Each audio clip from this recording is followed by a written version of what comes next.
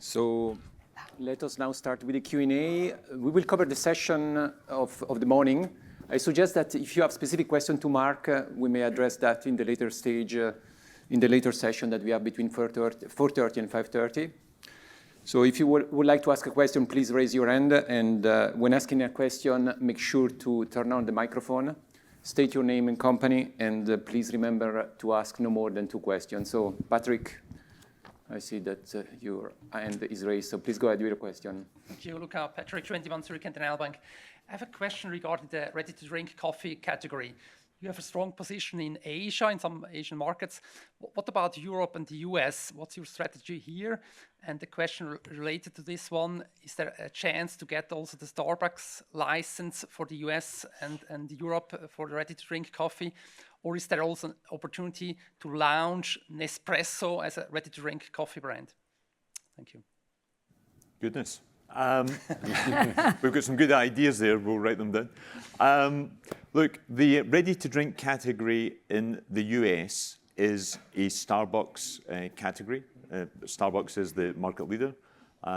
In Europe, it's a very mixed category and quite a young category in Europe. So you see some growth, but it's relatively underdeveloped. So Asia, where we are strong, is the second most developed region for ready-to-drink coffee in the world. So we're very, very pleased with the strength that we have in that market. Look, in terms of what are we going to do in Europe or the US, we continue to build out our business, and we have a number of tests already going in Europe with Nescafé as a strong brand in large parts of Europe. So Turkey, for example, we have a very strong ready-to-drink business there. The key to ready-to-drink, though, isn't just the brand, it's the route to market. And you've got to make sure that you have the right route to market. So what we're not going to do is sort of rush in with half-baked solutions and spend a lot of money, not making impact. And then on your last point, look, we have a very strong relationship with Starbucks. Starbucks have a very strong relationship with a number of partners. You know, we're not projecting forward beyond where we are, but we're very pleased to be working with Starbucks in Asia. And we're going to work on making that a big success. And then we'll see what happens next. And what about the idea of Nespresso? That's a great idea. I've written it down.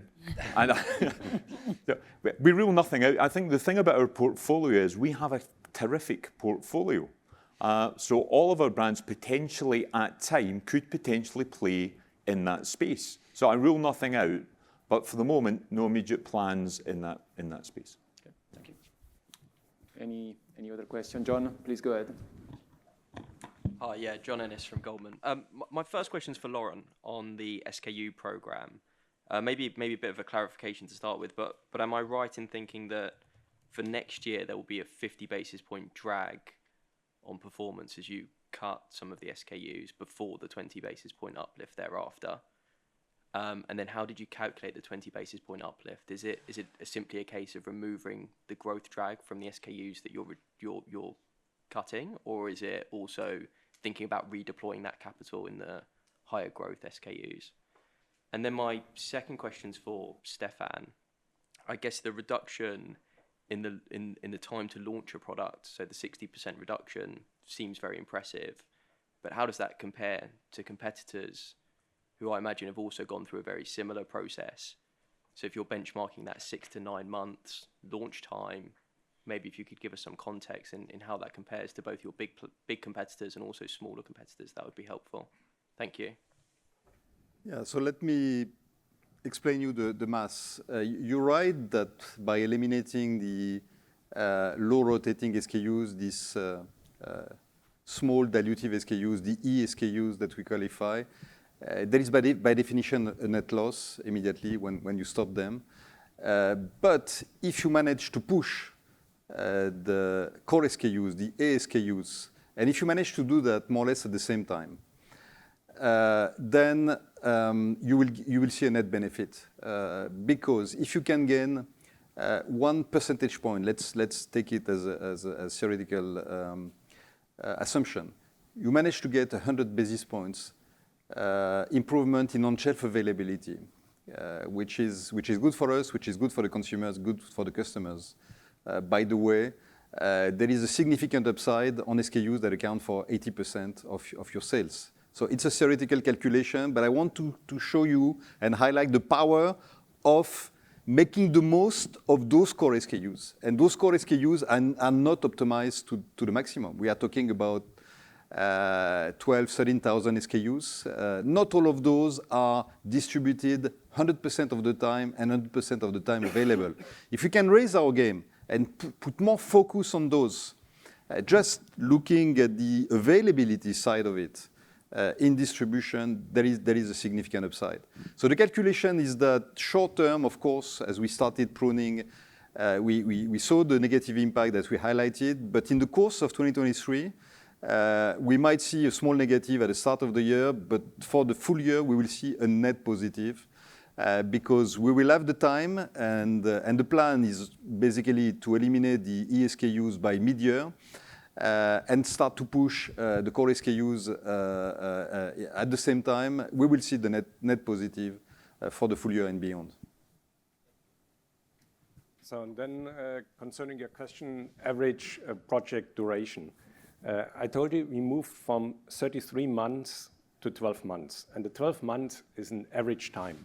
It's a mix between food and beverage and longer duration projects, which we have, for instance, in nutrition, but also in medical nutrition and with Nestlé Health Science. Now, if we zoom into food and beverage, 6 to 9 months is fairly quick. You find hardly any startup which is meeting that, which is able to bring a product which is safe for consumption, which is compliant, which tastes great, which is nutritious, and which is sustainable to the market. We achieved that by leveraging, first of all, our expertise, because we have this very broad and deep expertise. I showed you that, ranging from the raw material expertise, agriculture, until even packaging. Along the whole entire value chain. And then we achieve also some of the acceleration due to the synergies which we have. So we can synergize between the different business. I told you, for instance, that we do the clinical study. Sometimes we can valorize it for our pet food business and for our human business. So 6 to 9 months, I doubt that you will find other companies which are matching that. Now, on the nutrition side, it's still pretty much different. There, the differences are much smaller because here, the time is determined mainly by registration processes. And they are still having a certain duration. And it's very hard to compress this timeline.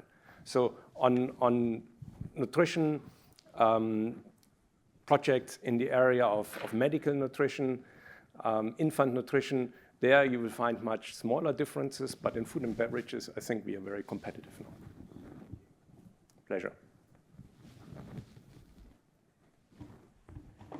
Good morning, it's Guillaume Delmas from UBS. 2 questions for me. The first one is for Aude and Bernard on digital. So you alluded to the fact that Nestlé is basically leading the way in food and bev when it comes to consumer data records. So wondering where you've seen this data fueling a nice pickup in market share gains for you. So if you've got broad category or country examples you could share with us. And related to that, as you're making your way to 400 million consumer data records by 2025, so I'm assuming widening the gap relative to peers, should we almost expect a continuously improving share momentum at Nestlé?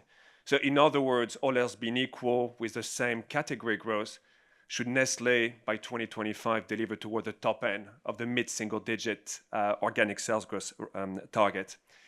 And then my second question is on the vertical integration trend.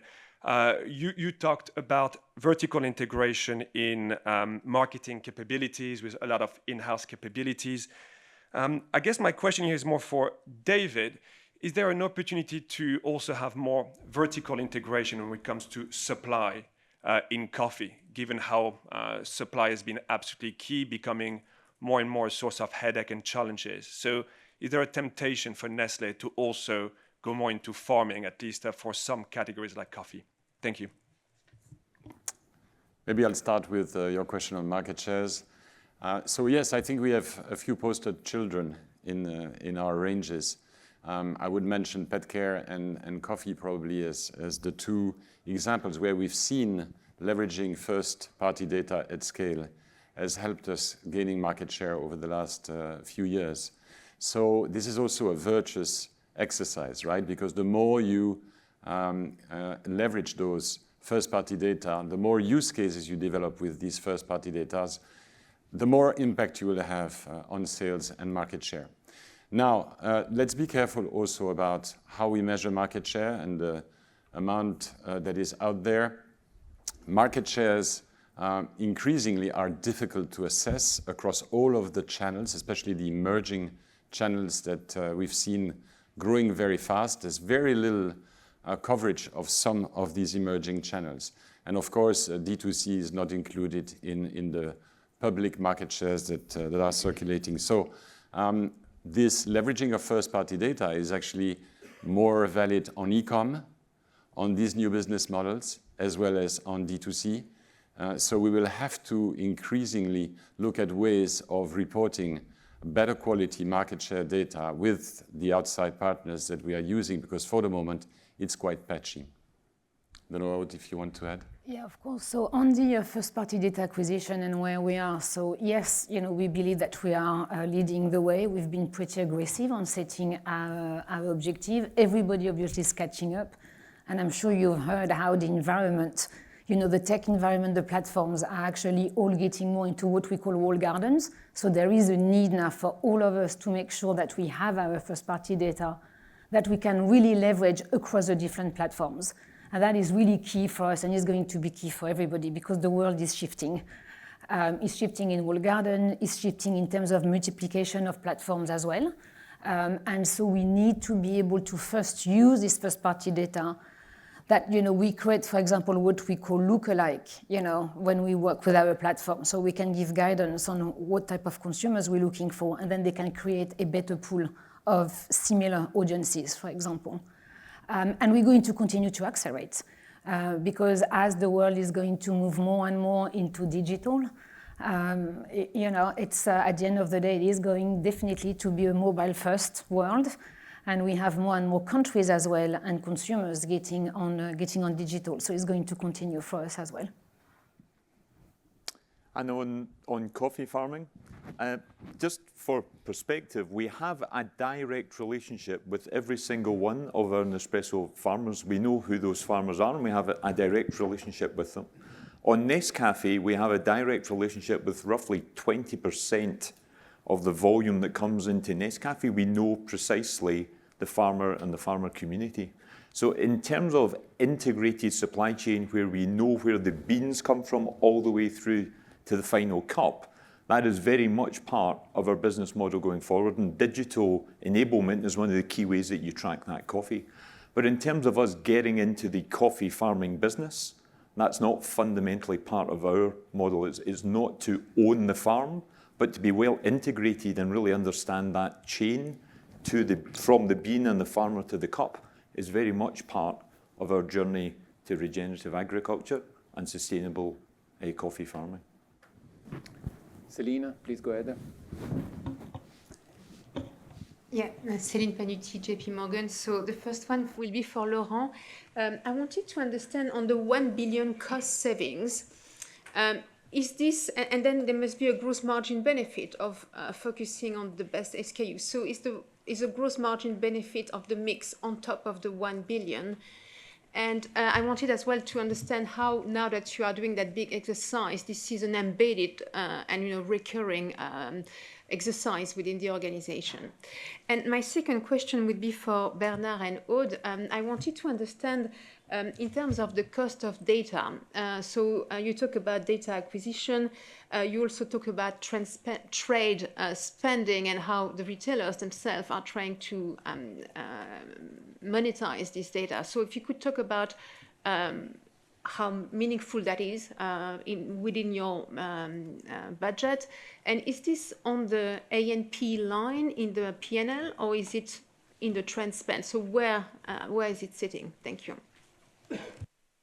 On the margin impact, there is clearly a mix effect. If you eliminate lower contribution SKUs and you focus more on the high growth, high margin SKUs, by definition, there will be the mix impact that you highlight.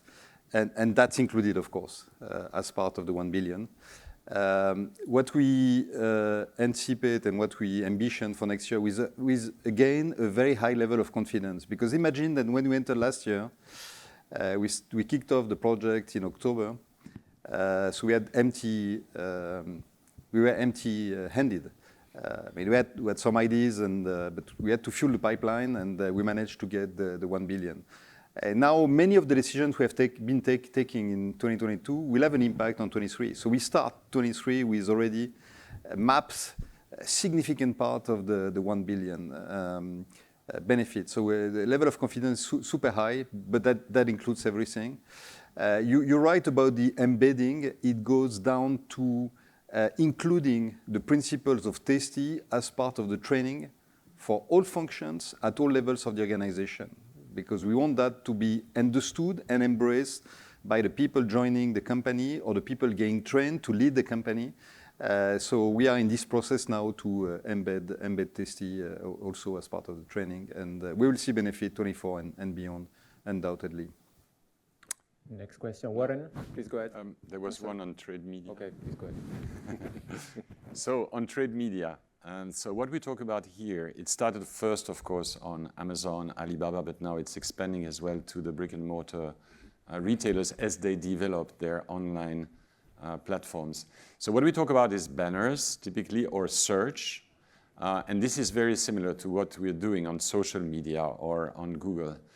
So it is indeed treated as marketing spend, and the same optimization, the same negotiations that we can do with the big digital companies such as Google, Facebook, and so forth, we also apply then to our retail partners. And these negotiations are, of course, distinct from the ones you were asking about promotions. This is a separate discussion. It's usually, by the way, different teams as well at retailers that are managing, on the one side, pricing and promotion, on the other side, monetizing their access to shoppers.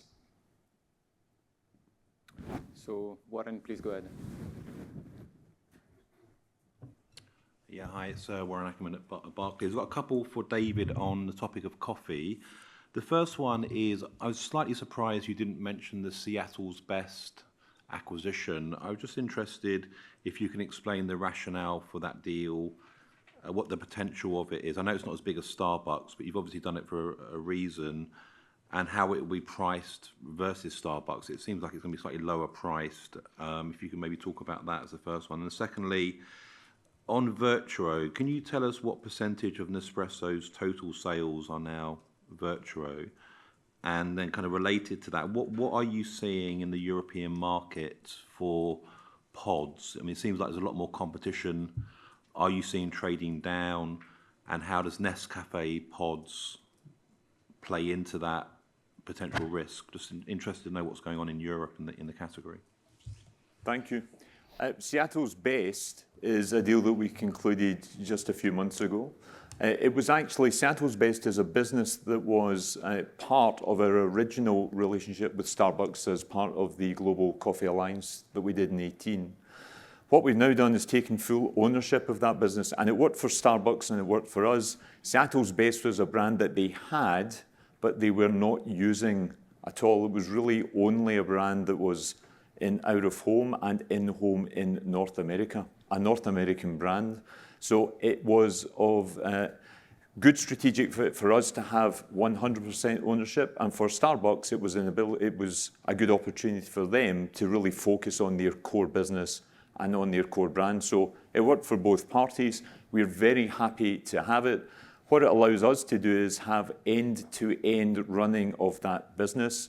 It's now completely in our control. So when we look at recipes, sourcing, distribution, our ability to put all of our loads together through our own distribution centres, that makes a huge amount of sense. When we think about pricing, it is today a successful brand in the US. It's priced slightly underneath Starbucks. It always has been. And we see going forward this offering a great value proposition for US consumers in retail and in out-of-home. So a great deal for both businesses. In terms of the pods market, I'm not going to get into the specifics of our business split by virtual and original line in any of our given markets. As I said in my presentation, virtual line, though, is a sector of the business, a part of our brand that is doing extremely well. And we have rolled it out very quickly over the last 3.5 years to many new markets. And you see it now becoming nicely established into Europe as well as in North America. And maybe the last point, you asked about just how competitive is this segment. Look, the pods market is a highly competitive market, which is good for the industry because the single-serve capsule is something consumers love, and it's a format that we see real growth potential in. So there's competition. The original line system is an open system. As you know, we launched Starbucks by Nespresso as one of the first big launches when we did our Starbucks deal. That SKU, that Starbucks by Nespresso business now is 20% of the retail market. So we captured 20% of that market on top of all of the business that we retain in Nespresso original line. And then Nescafé, you'll see outside, that's a brand that we've launched in a few selected markets where we see the opportunity for that to add to our portfolio and strengthen our offer in those markets is allowing us to compete harder. We have it in about 5 or 6 markets, and we watch all of the time to see where it might go next, but no plans that I'll be announcing today. Maybe Bruno, please go ahead. Morning, Bruno from Bernstein. The first one is for you, Stefan. You mentioned that you kept the R&D spending flat and did a lot more with the money. But that sort of assumes that the R&D level spending was right. So if you have positive return on investment, is there a case to spend more on R&D? And if it isn't, why don't you spend less? And the second question is back to Bernard, please. You're talking about unbundling of instead of the trade negotiations and advertising spend within an industry of unbundling, and it's often more theory than reality. So are you really telling me when you're sitting down with Walmart negotiating next year's pricing, your salesperson won't be saying, hey, and don't forget the few $100,000, a few $1 million we're spending advertising? Do you really believe you can keep those negotiations separately? Thank you. Now, to your first question, of course, in R&D, you always have to have more ideas than money.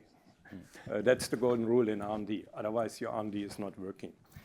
But we did some benchmarking with major competitors, and we are more or less at the same level in the different categories, with a few exceptions.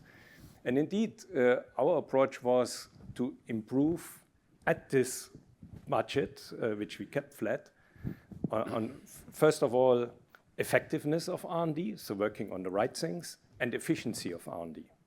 These are two different things. Effectiveness means, for instance, we are focusing now much stronger on plant-based. We are innovating in coffee systems, strong focus on pet nutrition, science-based pet nutrition, and then what I showed, all the nutrition solutions for the different stages of life. While still maintaining a very strong program for our core business. So that's effectiveness. Now, efficiency, said also, yes, we improved speed to market. We kept our pipelines, executing our pipelines as planned. So I think we have the right spending. Compare ourselves with competitors, we are exactly at the same level. But I do believe we get much more out because we are able to leverage those synergies. And we are getting much quicker. You saw us now accelerating innovation. And so I think we are doing fine. We are doing fine. So when it comes to our negotiations with the retail partners, first of all, as I said, it's different teams at the partners, at the retail trade, but it's also, and more importantly, different teams at Nestlé. So on the one hand, you have the salespeople that negotiate the assortments, the listing of new products, the promotional budgets, and then you have the marketing teams led by Aude, who is negotiating the media spend, which is a different line of the P&L and a different pot of money. So by this, we can really measure what is the best way to maximize our dollars, be it in trade promo or in media. Now, this being said, these media opportunities are very valuable, and we see that the whole industry is spending more and more in retail media. On one of my charts, I think there was the figure of 20% as a prediction by 2025 of total media. Some people say that over time, this will be more important than social media, even in terms of investments from fast-moving consumer goods. So there's definitely value there. We have to use it correctly. We are applying the same optimization tools that we would use in social media on retail media. And we believe that it's a fantastic way, actually, for us to build competitive advantage. As I was saying before, if you win in search, and people more and more search directly on Amazon or Walmart, even before going on Google, if we win in search, this gives us a huge advantage versus competition. And just to follow up on that, could the money flow differently where you decide that it's more effective to advertising on search and spend less on promo? So could you move monies between the lines? Absolutely. So that's something that we do, that we track. All different kind of retailers currently, obviously, at a different level of development in terms of the tools they have, but we absolutely do that. So we look constantly, we track whatever is more efficient, and again, it will depend on what product, what SKU, what audiences as well. Then we will we will transfer from one part to the next. Pinar, please go ahead. Pinar Argan, Morgan Stanley. Thank you all very much for your presentations today. First, a very quick follow-up to Bruno's question. Does this whole new dynamic change the way you work with advertisers? And then one for Stefan and Laurent probably, but if any one of you have any views. I mean, what we heard today is increasing, accelerating innovation enabled by digital transformation. Is it fair to assume this is increasing the SKU complexity the business has? And how do the business units manage that, coming on top of the SKU rationalization program you're running for the next, in the future? Thank you. So I'll start. Yes, it is really changing the way we're working. So it's changing the conversation we have. It is changing our processes completely. And so, obviously, this is a constant evolution right now. So I think on both sides, actually, of the spectrum, we are learning. As I said, we're developing tools. They are developing tools. So we also actually have a lot of discussion which are about piloting on what we can leverage, what do we learn, being extremely clear on what are the KPIs, what are we trying to track together. So that's a completely different conversation we're having, and again, constant evolution as well. And you're right about the increased complexity in a way. Innovation will bring new SKUs, that's obvious. And there is a call also for channel customization and offering more formats to the consumers. That's also one of the ways we mitigate the price inflation. It's better to offer different formats so that the consumers can still trade down inside the brand and not move elsewhere. We need SKUs for, as highlighted by Bernard, for the Amazons and for e-commerce and so on and so forth. So there is increasing complexity. But that's exactly the reason why we need to do the cleaning and eliminate those SKUs that do not pay their fee and do not deserve to be part of the portfolio. If we eliminate those one third of the SKUs that are not adding to the equation, then we create the space for innovation and for customization across the board. So it's a very, very good point. It's not because we will end up with necessarily a much simplified portfolio, but we want the structure different. We want customization. We want innovation. It's absolutely critical to our success. And just for that, to make the complexity manageable, we want to eliminate decisively everything that doesn't add to the party. Yeah, and take two more questions before we break for lunch. Maybe Tristan? I can add to that. Sorry, please go ahead. Because you addressed the question as well to me. Look, in innovation, we have also distinguished between the two phases of innovation. The first phase, where we test launch and we pilot innovation, where we have a natural proliferation, so we act like a startup. And once the test launch is successful, then we bring it to scale. We bring it to the market. And there, the new SKU is then often replacing existing ones. So we do, like Laurent said, a certain cleaning there. So in the test phase, yes, we have more, and we need to have more to get better stuff, which we bring then to a multi-market rollout. Yeah. So I think we still have time for 2 more questions. Maybe Tristan, please go ahead. Thanks. It's Tristan van Strien from Redburn Partners. Just a question for David. You spoke about the 3 billion of consumers that don't drink coffee. So I guess what are the barriers you need to overcome to create a coffee culture in places like India and China? What are you guys doing? What does that journey look like over the next decade, realistically? Thank you. There are two ways that we're going to convert people to coffee. One is a well-proven way that the industry has seen many times, which is introducing young consumers and consumers of all ages to soluble coffee. Okay?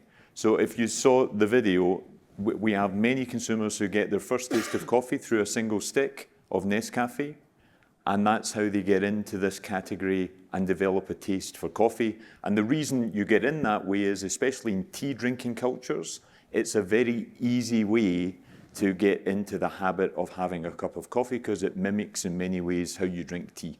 So that is still a very big driver of the way that people will come into coffee, and we see this in China, in India, and in Africa.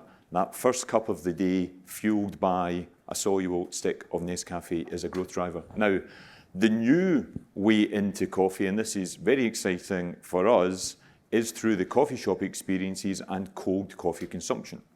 So in China, you know there is a massive explosion in coffee shop experiences, and that's not just tier 1 and tier 2, it's getting into tier 3, 4, and 5 cities. So consumers in China are getting their taste of coffee through coffee shops. Tends to be cold, tends by nature to be ready to drink. So the other vector that will introduce people to coffee is through coffee shop experiences, cold and ready to drink, which is why in these Asian markets and African markets, ready to drink and soluble become really important recruiters for that in-home coffee consumption. So those are the 2 vectors, and we continue to build out household penetration, points of trial, points of consumption, week in, week out, month in, month out, year in, year out. And with what we're doing and what the coffee shop culture is doing, these markets will continue to adopt and get into coffee. I mean, that's for certain. So we take one last question. James, yeah, please go ahead. Hi, thank you. Yeah, James Targett from Berenberg. Just a quick one on plant-based. You mentioned 12 categories across which you've launched your 100 innovations in plant-based over the last 2 years. Could you help us understand what do you think are going to be the most material of these subcategories to Nestlé's growth over the next few years, and which are the ones where you've really got an edge over the other food companies or these sort of specialists in these areas? Thanks. I do believe we have very competitive offers in each of those categories. But where we are differentiating a bit more from competition, we are going now also into very affordable offers. Because if you look at the global level, yes, there's a market in the developed world, but there's also a market in the developing world. And the reasons why people consume their plant-based is totally different. So we have much broader offer here than many of our competitors. We are not only selling chilled meat analogs, like I said, but we go also into ambient meat replacements, which we offer at 50% lower price points. We are going into fish, which you saw. There is not many competitors active there. But then we have also now, in the meantime, all our major brands with plant-based line extensions. I mentioned the KitKat, but you can go in each of our brands and you will find plant-based line extensions. And we think they have great potential there. So if you have a billionaire brand and you're coming with a plant-based line extension, well, there's potential. There's potential for growth. Well, this concludes our Q&A morning session.